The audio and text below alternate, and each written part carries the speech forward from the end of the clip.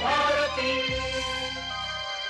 सखी सहेली कार्यक्रम सुनने वाले हमारे सभी श्रोताओं को, सखियों को, सखाओं को चंचल वर्मा का नमस्कार। सोनाली, आपको भी नमस्कार। सभी सखियों सहेलियों को, श्रोताओं को सोनाली पाठक का सप्रेम नमस्कार। और चंचल, आपको भी बहुत सारा प्यार और नमस्कार।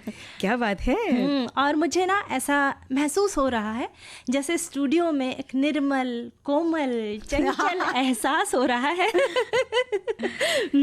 और भाई, हमारी जब सोनाली सखी हो तो बिल्कुल सोने सा लगता है हमारा कि बहुत समय भी हमारा कीमती है, और सोने से जैसे कीमती सोना भी होता है, और सोने से कीमती हमारी सखी हमारे सामने बैठी हैं। क्या बात और बिल्कुल सुनहरी खिलखिलाती हुई।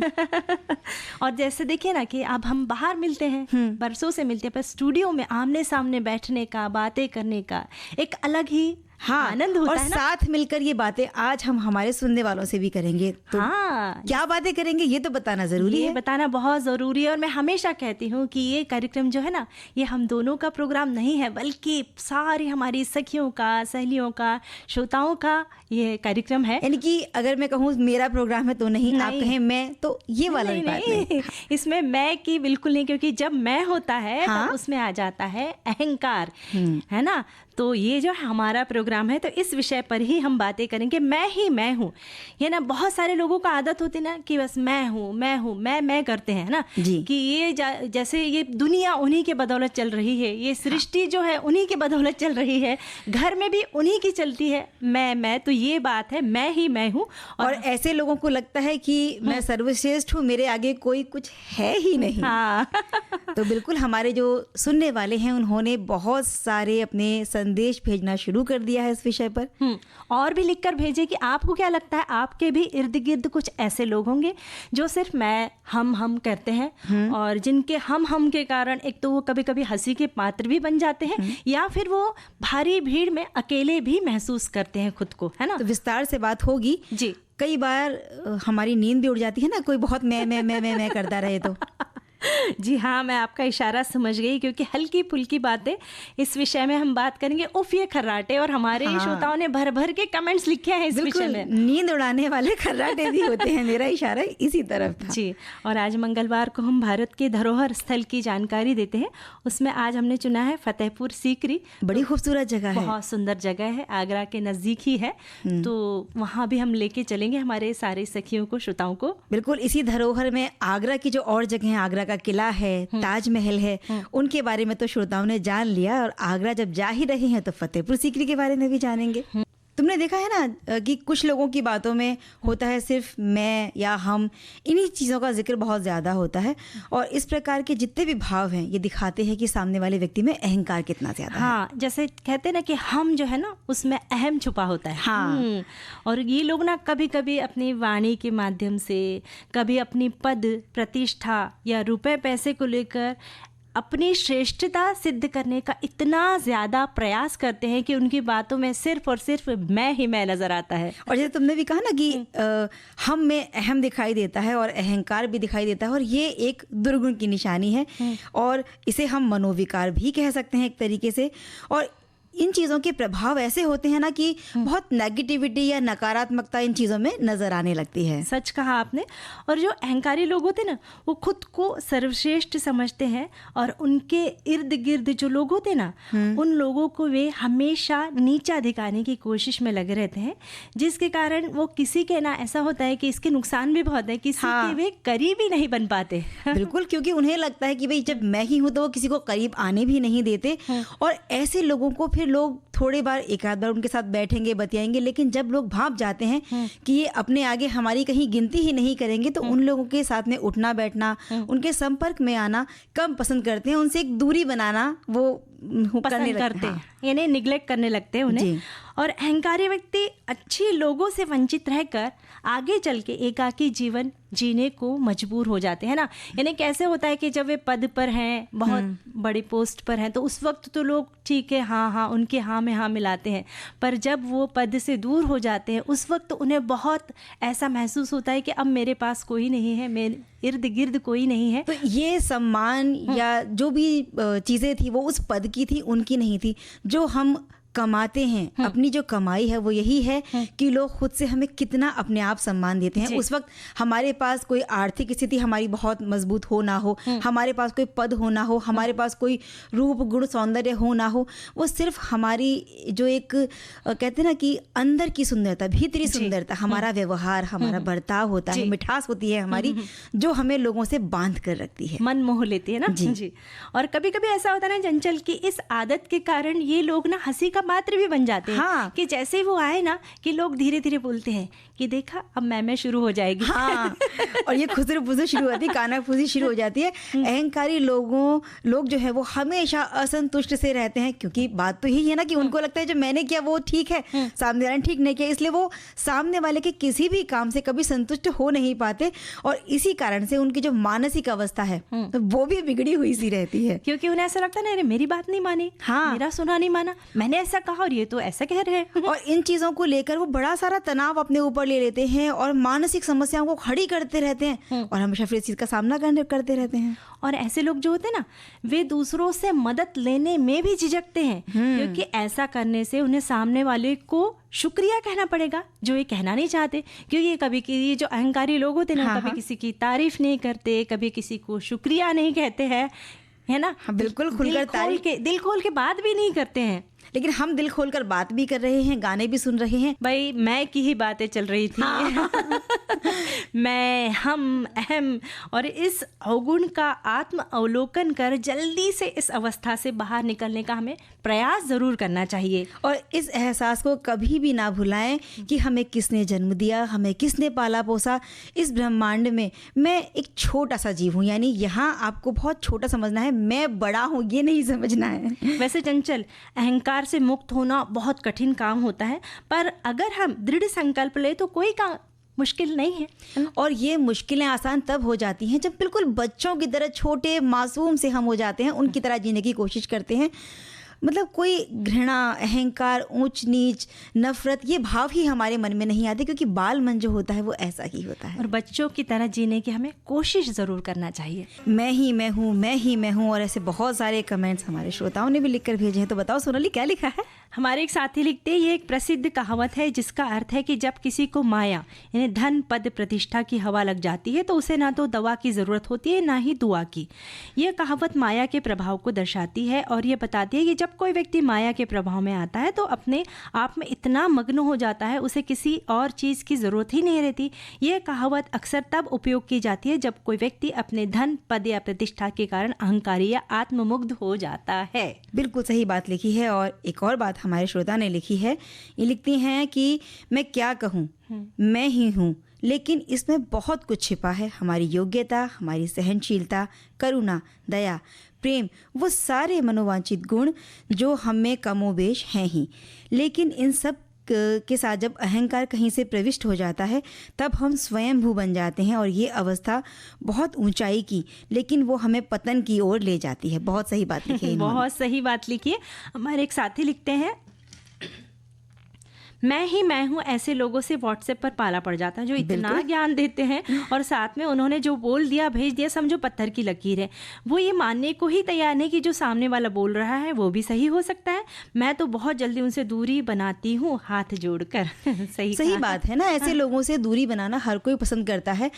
आप कि अपनी कोई वहाँ वजूद नहीं रह जाता, अहमियत नहीं रह जाती, तो हमें भी लगता है कि भाई हम बार बार उस व्यक्ति के साथ में क्यों उठे बैठे हैं या उनके साथ हम कहीं क्यों जाएं। यानी हम उनके साथ में ना खुश नहीं महसूस करते या आनंदित नहीं महसूस करते, हमें तकलीफ होती, घुटन होती, तो ऐसा लगता नहीं भाई चलो यहाँ से बस इन्हें रहने दो यहीं पे। एक हमारे साथी लिखते हैं, मैं ही मैं हूँ ये अहंकार करने के बदले मुश्किल परिस्थिति में किसी के दुख दर्द का कम करने के लिए हम उसे इतना बोल देंगे कि मैं हूं ना, तब उनके दिल को बड़ा सुकून मिल सकता है। एक लाठी जैसा सहारा मिल जाएगा, उसके आत्मविश्वास में बढ़ोतरी होगी। यानी इन्होंने कहा है कि भाई मैं ही मैं हूँ के बदले ये कहना है कि मैं हूँ ना, अगर हम इस शब्द का प्रयोग करेंगे तो वो सचमुच एक बहुत बड़ा संबल का काम करता है। हमारे श्रोता लिखते हैं कि मैं जो है इसको तो कोई विषयों में बांध ही नहीं सकता, ये इतना विशाल है, मैं है। लेकिन यहीं पर अपने श्रद्धा और विश्वास के बल पर लोगों ने उसे बांधा है। फिर कभी कभी तो वो स्वयं ही लोगों के स्नेह परक भाव को देखे बिना किसी दाम या बिना मोल के ही उस स्नेह के दाम से बंध जाया करते हैं। माँ यशोदा ने ऐसे ही दाम से त्रिलोक्य मोहन कन्हैया को ओखल में भी बांध लिया था। ऐसा ये अपना मैं हुआ करता है, यानी कि यहाँ मैं नहीं होता। क्या बात है, बहुत सुंदर। एक हमारे साथी लिखते हैं, जिधर भी मैं देखूं उधर मैं ही मैं हूँ, मेरी कहानी मेरी जिंदगानी भी मैं हूँ। ऐसे सोचने वाले स्वार्थी अहंकारी कहलाते, संकट समय मैं हूँ ना कहकर मदद करने वाले परोपकारी माने जाते हैं। मैं ही मैं कहकर जो अपने साथ सभी को यश शिखर की ओर ले जाते हैं, वह आत्मविश्वास का प्रतीक बन जाते हैं। और हमारी अस्मिता कौन सा रूप धारण करे हम पर निर्भर करता है। मैं ही हूँ। कुछ लोगों की आदत तो होती है कि वो सिर्फ अपने बारे में ही सोचते हैं। अरे मैं ऐसा हूँ, मैं वैसा हूँ, मेरे से अच्छा तो कोई है ही नहीं, मैं ये कर दूँगा, मैं वो कर दूँगा। कुछ लोगों की बहुत सी ऐसी आदतें होती हैं, लेकिन ये बात अच्छी नहीं है। आपको अपने अलावा दूसरों के बारे में भी सोचना चाहिए। हर समय मैं ही मैं की माला नहीं जपनी चाहिए। कभी किसी और के बारे में भी सोचना चाहिए। जिनकी ये आदत है उसे ये तत्काल छोड़ देना चाहिए। ये लिखा है हमारे एक श्रोता ने। और हमारे एक साथी ये भी लिखते हैं कि मैं ही मैं हूँ, अहंकार और स्वाभिमान में एक पतली रेखा का फर्क होता है। मैं ही मैं हूँ में अहंकार आ जाता है, अहंकार विनाश की ओर ले जाता है। मैं भी हूँ में स्वाभिमान होता है। सबको साथ लेकर चलने में सबका विकास होता है, प्यार भी विश्वास भी बना रहता है। किसी के विकास की रेखाओं को मिटाने की अपेक्षा अपनी रेखाओं को बढ़ा कर लेना चाहिए। सबका साथ सबका विकास की भावना जागृत होना चाहिए। जैसे प्लेट में रखा हुआ गुलाब जामुन स्वाद नहीं देता, जैसे मुंह में अकेली जीभ स्वाद नहीं देती, जब दोनों का मिलन होता है तभी हमें गुलाब जामुन का स्वाद आता है। इसी तरह एक दूसरे के बिना जीवन का आनंद ही नहीं आता। सबको साथ लेकर चलना चाहिए। और बहुत सारे कमेंट्स लेकर तो हमारे एक साथी लिखते हैं, मैं शब्द पर सभी ने इतने अच्छे अच्छे कमेंट्स लिखे, पर हम तो बस इतना ही कहना चाहेंगे, हम सब आपके साथ हैं। तभी जब हम सबके साथ हैं तब हम अच्छे इंसान हैं। अकेले में तो कुछ भी नहीं, क्योंकि जो हम सब मिलकर कर सकते हैं वह सिर्फ अकेले में शायद ना कर पाऊँ। इसलिए मैं हूँ, सबके साथ हूँ, उससे मेरा सम्मान बढ़ जाता है। और सबके अच्छे काम को अहमियत देना बहुत ज़रूरी है। ईश्वर की कृपा है तो मैं हूँ। ये बहुत सुंदर बात लिखी है। कभी कभी ऐसा होता है ना चंचल, कि एक बार मैं एक परिचित के घर में गई और उनकी बहू ने इतनी सुंदर सब्जी बनाई, बहुत स्वादिष्ट थी। तो सब लोग तारीफ करने लगे कि सब्जी कितनी अच्छी बनाई है, कितनी टेस्टी बनाई है। तो ससुर जी जिनका एकदम अहंकार जग गया, और उन्होंने कहा कि 10 जगह से ढूंढ ढूंढ कर मैंने ये सब्जी लाई है, तब इतनी अच्छी बनी है। यानी कि वे दूसरों को क्रेडिट देना ही नहीं चाहते। इस विषय पर हम बातचीत कर रहे हैं ना। जी, ऐसा ही हाल ही में मेरे साथ हुआ। अभी होली की छुट्टियों में हम भी कहीं घूमने चले गए, और हम जिन जगहों पर हम घूमने गए थे वहाँ हमारे साथ में जो एक परिचित व्यक्ति थे, शायद वो पहले उन जगहों पर आ चुके थे। और जब भी हम किसी जगह, हाँ मैं तो यहाँ आ चुका हूँ, मैंने ये देखा है, मैंने ये भी देखा है। और जब हम उनसे थोड़ी मदद लेने की कोशिश करते कि भाई हमारे लिए ये जगह नई है, कुछ हमारी मदद करें या हमें कुछ और बताएं, तब वो पीछे हो जाते, नहीं मैं तो इतने साल पहले आया था। यानी उन्हें कहते हैं कि जैसे आपने कहा कि हंसी के पात्र भी बन जाते हैं, ऐसा ही कुछ हुआ उनके साथ भी। और बाद में हम हर जगह, हाँ आप तो यहाँ पहले आ चुके हैं, हम उनके साथ देखकर ऐसा ही कुछ कर रहे थे। तो वही तो मैं कह रही हूँ कि मैं शब्द जब जब किसी के जीवन में आता है तब तक व्यक्ति की मानसिकता संकीर्ण हो जाती है और व्यक्ति स्वयं को सर्वे सर्वा समझने लगता है। फिर उसे दीपक तले छिपा अंधेरा नहीं दिखता है। बिल्कुल मैं स्वयं का ये उसे शराब की भांति है, जो इसे पीता है वह समझता है नशा दुनिया को चढ़ा है, मुझे नहीं। मैं जिस व्यक्ति में घुसता हूँ वही दूसरों को तुच्छ समझने लगता है और स्वयं को श्रेष्ठ, और यहीं से विनाश शुरू हो जाता है, सीखना बंद कर देता है। जैसे फिर यह नदियों की तरह ना बहकर तालाबों सा रुका पानी हो जाता है। और ऐसा ही एक बड़ी अच्छी सी बात हमारे श्रोता ने लिखी है कि मैं शब्द ही अहंकार का मूल है। जान अहम ओम से ज्यादा हो तब विनाश समझो। स्वयं में आप हैं ही कहाँ से आए हैं, कहाँ जाना है। जब इसका ही पता नहीं है तो मैं का अर्थ क्या रह जाता है। इंसान सिर्फ अपने कर्म कर सकता है, फल उसके अधीन नहीं है। आप सिर्फ अपना कर्तव्य पूरा करते रहिए, फिर जो होगा अच्छा ही होगा। हमारे एक साथी लिखते हैं, मैं ही सही हूँ, यह अहंकार को दर्शाता है। अहंकार और आत्मविश्वास में अंतर तो स्पष्ट होता है, उसमें अस्पष्टता जैसी कोई बात ही नहीं होती है। जहाँ अंतर स्पष्ट हो वहाँ पर समानता कैसे? उसी प्रकार यहाँ भी कोई समानता नहीं, क्योंकि दोनों के मायने अलग है। एक आत्मविश्वास से पोषित है तो दूसरा अहंकार से भरा हुआ है। सही बात है। असल में मैं का इस्तेमाल हमारे शरीर की ज़रूरत के बारे में किया जाता है। हम शरीर को ही सब कुछ मान बैठे हैं। मैं ये हूँ, मैं वो हूँ, मैं ऐसा, मैं वैसा। हमारा खुद को ये मानना ही अहंकार है। मुझ पर, मेरा, मेरे साथ, मैं ही, ये सब शरीर के लिए इस्तेमाल किए जाते हैं। ये लिखकर भेजा है हमारे एक श्रोता ने, और बिल्कुल सही बात है। क्या बात है चंचल, उबासी ले रही हो? क्या नींद आ रही है? नहीं, नींद भाई उबासी का मतलब ही होता है कि आपकी नींद पूरी नहीं हुई है, और मेरे साथ कुछ ऐसा ही हुआ। क्या हुआ? भाई घर में या तो हम कहीं मेहमान बनकर जाएं या हमारे घर पे कुछ मेहमान आ जाएं, और दूसरी बात कि हम किसी ऐसी जगह जाएं जहां बहुत सारे लोगों के साथ हमें सोना पड़ जाए। तो अब इनमें से ही कोई एक बात मेरे साथ भी हुई है। जब बहुत सारे लोग आपके साथ होते हैं तो हो सकता है कि कुछ लोग ऐसे हों जो आपकी नींद में खलल डाल दें। यानी आपके साथ कुछ ऐसा ही हुआ है ना? हाँ, अब वो खलल डालने वाली चीज़ क्या हो सकती है, आप समझ सकती हैं। खराटे। और फिर इतने अलग अलग सुर आते हैं ना। हाँ। कभी वो पंचम स्वर में होता है, तो कभी निषाद में होता है, कभी गंधर्व में होता है, कभी रुक रुक कर होते हैं, तो कभी लगातार होते हैं। बड़े अनोखे अजीब होते हैं खराटे। हमारे एक साथी ने लिखा है कि भाई खराटे के जो है खराटे, इसके बहुत सारे कारण हो सकते हैं। खराटे एक आम समस्या है जो कई लोगों को प्रभावित करती है। यहाँ खराटे के बारे में जानकारी दी गई है। ये एक प्रकार की आवाज़ है जो नींद के दौरान नाक और गले के माध्यम से हवा के प्रवाह के कारण होती है। ये आवाज़ अक्सर एक गहरी और कर्कश ध्वनि के रूप में सुनाई देती है। इसके बहुत सारे कारण इन्होंने लिखकर भेजे हैं, जैसे नाक और गले की समस्याएं, वज़न अधिक होना, नींद की समस्याएं, धूम्रपान और शराब। और खराटे के उपचार इन्होंने लिखे हैं कि भाई वज़न कम कीजिए, नींद की समस्याओं का उपचार लीजिए, और नाक और गले की समस्याओं पर उपचार लीजिए, और धूम्रपान और शराब का त्याग कीजिए। और हमारे एक श्रोता ने लिखा है, शीर्षक आपने भले ही हल्की फुल्की बातें लिखा हो, लेकिन खर्राटे कभी हल्के फुल्के नहीं होते। कुछ लोग इतने जोर जोर से खर्राटे लेते हैं कि पास में सोया व्यक्ति क्या, पड़ोस वाले भी नहीं सो पाते। ऐसे ही एक बार रेल यात्रा के दौरान हमारे साथ भी हुआ। किसी एक डब्बे में हमारे साथ नीचे बर्थ पर मैं और मेरी पत्नी थे, और ऊपर की बर्थ पर दो अलग अलग यात्री थे। ऊपर सोए एक यात्री ने जो ज़ोर ज़ोर से खर्राटे भरने चालू किए तो बस हमारी नींद रह रह कर टूटती रही। अब रेलवे के नियमों में यात्रियों को परेशान करने वालों के कारण जेल में सज़ा का प्रावधान तो है, मगर खर्राटे भरने के लिए सज़ा का कोई प्रावधान नहीं है। क्या बात। हमारे एक साथी लिखते हैं कि भाई खराटा, ये खराटा फ़िलहाल हम अपने श्रीमती जी को ही लेते हैं। जब हम युवा रहे तो खराटे तो नहीं आते थे, लेकिन अब बुढ़ौती में इनको भी खराटा लेते सुनता हूँ। गनीमत यह है कि अब हम अलग अलग सोते हैं, लेकिन अब इसे कैसे माने कि प्रौढ़ और बुजुर्ग को ही होता है, क्योंकि हमारे दूसरे बेटे को भी खराटे की आदत है, जो 30 की उम्र का होगा। माँ तो कभी खराटे लेती नहीं थी, हाँ पिताजी खराटे लेते थे। खराटे के बारे में जो डॉक्टर लोग बताते हैं कि वे श्वास नली में कुछ अवरोध सोते समय गले में आने से सांस आने जाने में रुकावट आती है, तो सांस कुछ अंतराल से आती है, तेज आवाज़ नाक से निकलती है, मुंह से भी निकलती है। इसे खास विकार तो कुछ लोग नहीं कहते, लेकिन कुछ लोग इसे विकार भी मानते हैं। ये अनुवांशिक नहीं है, क्योंकि हमें खराटे नहीं आते। अरे वाह, आपको खराटे नहीं आते हैं। हमारे एक श्रोता लिखते हैं कि खर्राटे लेना कोई बीमारी नहीं है, हालांकि ये किसी गंभीर नींद के विकार का संकेत हो तो सकता है। अगर आप लगातार और जोर से खर्राट ले रहे हैं तो आप डॉक्टर से सलाह ले सकते हैं।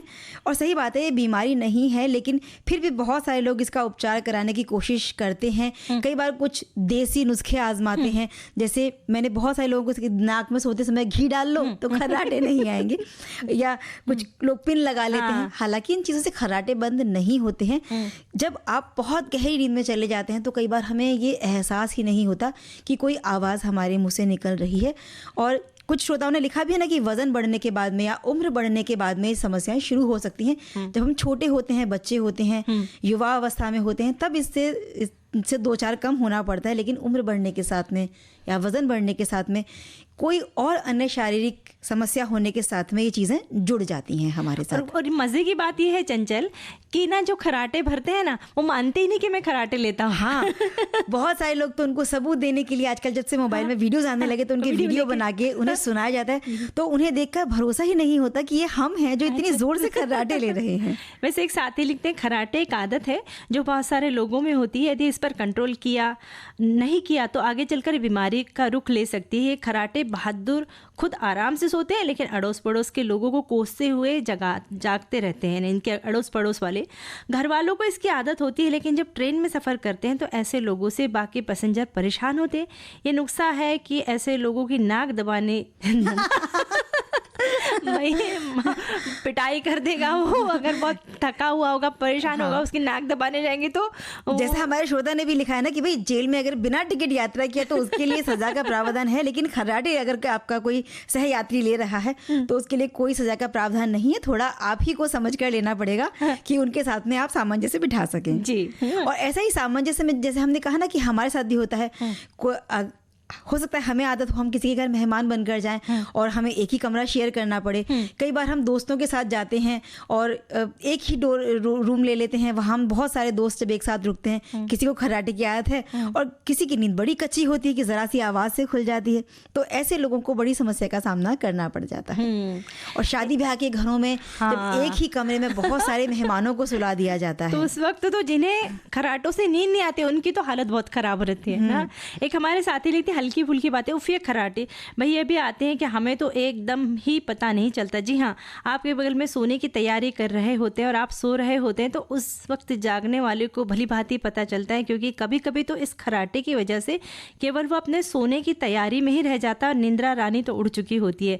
जी हाँ, खराटे श्वास नली में हो रहे अवरोध के सूचक होते हैं और बीमारी के जनक भी होते हैं, इसलिए उनकी बातों को शिकायत में न लेकर समुचित निदान में आते हुए इसके उपचार पक्ष को देखते रहना भी आवश्यक है। हमारे एक श्रोता ने बड़ी अच्छी बात लिखी है कि भाई ईश्वर का धन्यवाद है हमें खराटे नहीं आते और हम रात को अजीब अजीब आवाज़ें भी नहीं करते, तो चलिए बहुत गनीमत है। आपने कह दिया है, पर आपके घर वालों से पूछना चाहिए कि हाँ, खराटे आते हैं कि नहीं आते कि पता लगा कल को किसी ने आपका वीडियो बना लिया। हमारे एक साथी ने ये भी लिखा है कि उफ ये खराटे हल्की फुल्की बातें, इस खराटों से तो बहुत लोग परेशान हो जाते हैं।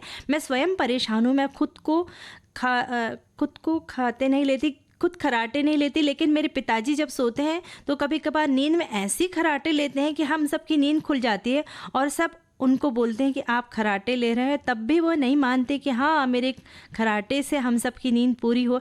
ऐसे लोग होते हैं। मेरी माता भी जब खराटे लेती है तब उनको सर्दी या ज़ुकाम में के वक्त खराटे ज़्यादा लेती है, ऐसा कहना चाह रही है।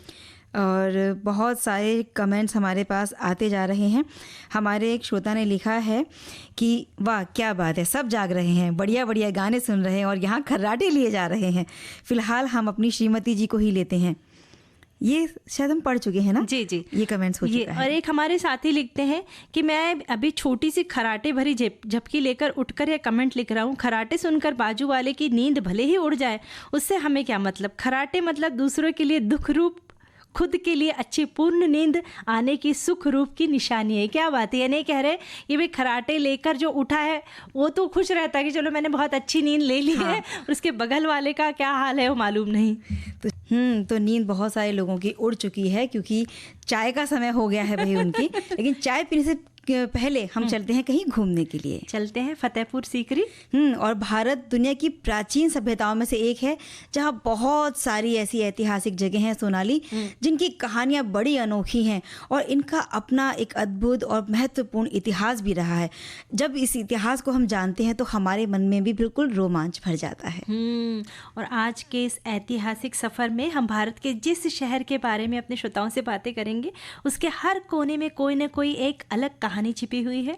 हम बात कर रहे हैं उत्तर प्रदेश के आगरा में स्थित फतेहपुर सीकरी की। फतेहपुर सीकरी को यूनेस्को ने 1986 में विश्व धरोहर स्थल घोषित कर दिया था।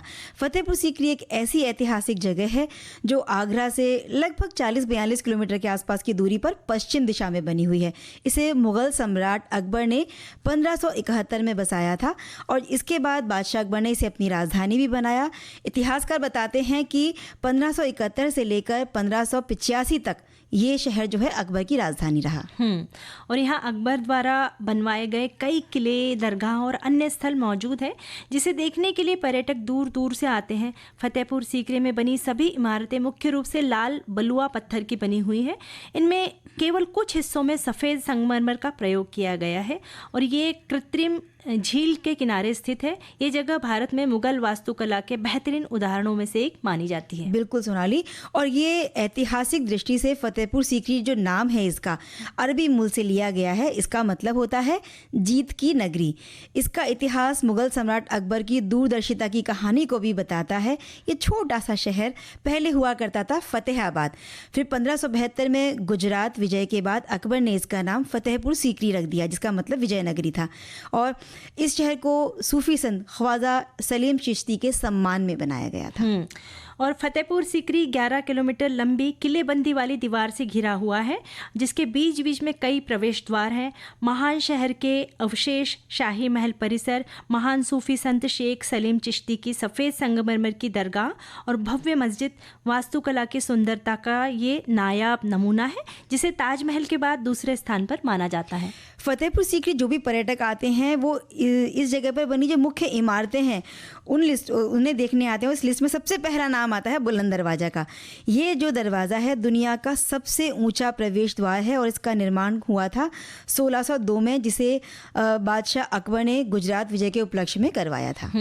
और ऐसा कहा जाता है चंचल कि इसके निर्माण में लगभग 12 साल लगे थे। और बुलंद दरवाज़ा लगभग 53-54 यानी 60 मीटर ऊंचा है और लगभग 35 मीटर चौड़ा है और इसमें 42 से ज़्यादा सीढ़ियां हैं। यह दरवाज़ा अकबर के साम्राज्य में परिष्कार और प्रौद्योगिकी की ऊंचाइयों को दिखाता है। मतलब तकनीक उस समय भी थी, जो उस समय जो आर्किटेक्चर था कितना अच्छा हुआ करता था। ये चीज़ें जब पर्यटक जाते हैं वहाँ देखते हैं तब पता महसूस होते हैं। बिल्कुल।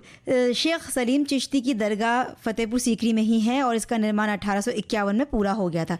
यहाँ देश विदेश के श्रद्धालु आते हैं और बहुत से लोग तो यहाँ आकर अपनी मन्नत भी मांगते हैं, वहाँ मन्नत का धागा भी बांधते हैं। बुलंद दरवाज़ा के कुछ ही दूरी पर स्थित है बादशाह अकबर का महल। इसका हर हिस्सा बेहद खूबसूरत है, जिसकी अपनी अलग कहानियाँ हैं। यहाँ पर है दीवाने खास, जो एक वर्गाकार इमारत है। यहीं पर अकबर अपने नवरत्नों के साथ विचार विमर्श करते थे। थोड़ा आगे जाएंगे तो फिर यहाँ दीवाने आम है, जहाँ बैठकर अकबर सम्राट अपनी जनता की परेशानियाँ सुना करते थे, शिकायतें सुनते थे और फिर न्याय किया करते थे।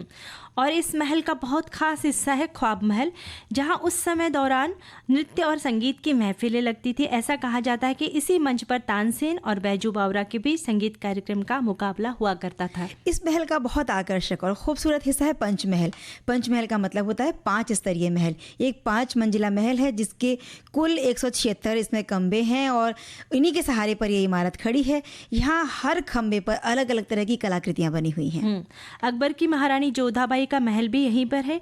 ये महल बादशाह अकबर की हिंदू रानियों का निवास स्थान था और यहीं इसके साथ अन्य रानियों के निवास मरियम महल और 9 महल भी बने हुए हैं। यहाँ पर हिरन मीनार है, जहाँ हिरन के सींगों की तरह दिखने वाले पत्थर मिलते हैं और नौबत खाना भी है, जो एक ड्रम हाउस है जहाँ मेहमानों के आने की घोषणा की जाती थी। फतेहपुर सीकरी के किले में बनी कुछ और आकर्षक जगह जैसे जामी मस्जिद, आँख मिचौली, ख्वाबगाह, शेख सलीम चिश्ती के पुत्र की दरगाह, अनूप तालाब, अस्तबल, मीना बाजार, टकसाल, दफ्तर खाना, कारखाना यानी अभिलेख कार्यालय और शाही कार्यालय, खजाना हमाम, तुर्किक स्नान गृह और अस्तबल, कारवा सराय, हकीम के क्वार्टर, दारोगा के क्वार्टर वगैरह शामिल है। और अगर आपको यहाँ जाना है तो भाई सबसे अच्छा मौसम होता है नवंबर से मार्च के बीच का, जो बहुत सुहाना होता है। यहाँ की टिकट भी बहुत मामूली सी है और जो 15 साल से कम उम्र के बच्चे हैं उनके लिए प्रवेश निःशुल्क है और सभी दिन यानी कि सोमवार से रविवार तक सूर्योदय से सूर्यास्त तक ये खुला रहता है। तो चले जी। सोनाली, घड़ी की सुइयां इशारा कर रही हैं कि समय पूरा हो गया है, अब हमें लेनी है इजाज़त। तो करते हैं नमस्कार चंचल वर्मा और सोनाली पाठक का नमस्कार।